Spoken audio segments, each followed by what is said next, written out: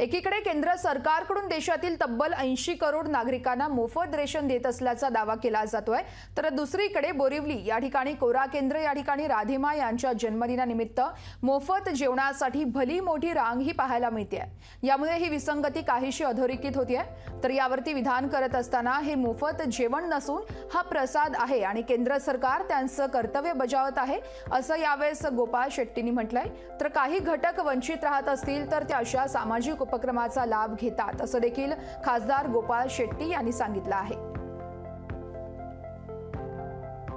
हाँ, मेरा बर्थडे हुआ तो बर्थडे के दिन हमने चैरिटी की है और जब बर्थडे होता है तो हमारे साल का 1 साल हमारा काम होता है जीवन का, तो उसके हिसाब से हमें शिक्षा के हिसाब से हमें ना मनाते हुए जन्मदिन पार्टियां ना करते हुए हमें सेवा करनी चाहिए। ममता मिश्र राधिमा जी की तरफ से उनका जैसे जन्मदिन होता है तो हम लोग जन्मदिन जो है वो केक काट के नहीं मनाते, हम लोग चैरिटी के रूप में मनाते हैं, क्योंकि मानवता सेवा सबसे बड़ी सेवा है जो ममता मिश्र राधिमा जी का ज्ञान है।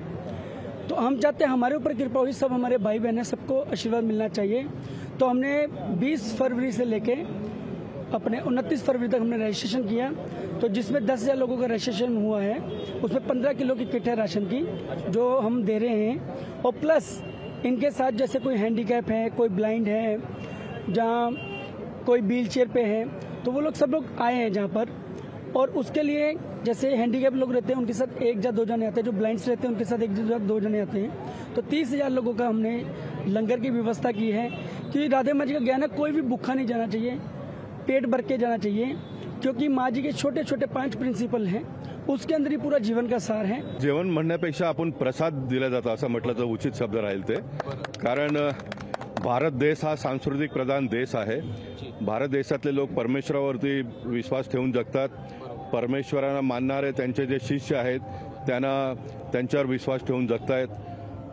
मला असं वाटतं का असे अनेक प्रकार असंख्य लोक भारत देशामध्ये आहेत। काही लोकांनी 2-5 हजार लोकांना संगतीसोबत घेतात, काही लोक 50,000 लोकांना, काही लोक 1,00,000-2 लाख लोकांना। मला असं वाटतं एक त्यांची एक आत्मविश्वास वाढतो आणि बोरिवलीत राधिमाच्या नावाने 10-15 हजार लोकांना प्रत्येक वर्षी अशा प्रकारचं वस्तू वाटप करणं आणि त्याच्यामध्ये मला लोग विचारतात बाबा आप जाते हो, तो मैं बोलता हूँ मेरे जाने से अगर 10-15 हजार लोगों का भला होता है तो मैंने निश्चित जाना चाहिए आणि मी जात असतो।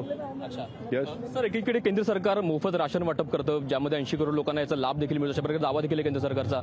तरीही मात्र मोठी गर्दी आपल्याला इथं पाहायला मिळते, जे काही प्रसाद आहे किंवा धान्य आहे, जे काही जेवण आहे त्यासाठी कसं पाहता, कुठेतरी हे विसंगत आढळत नाही का? नाही, परत एकदा मी त्या शब्दाचा त्याला दुरुस्त करीन। मोफत केंद्र सरकार काहीच वाटत नाही, लोकांचा अधिकार आहे आणि सरकारचा कर्तव्य आहे। मोदीजी आपल्या कर्तव्याचं पालन करतात।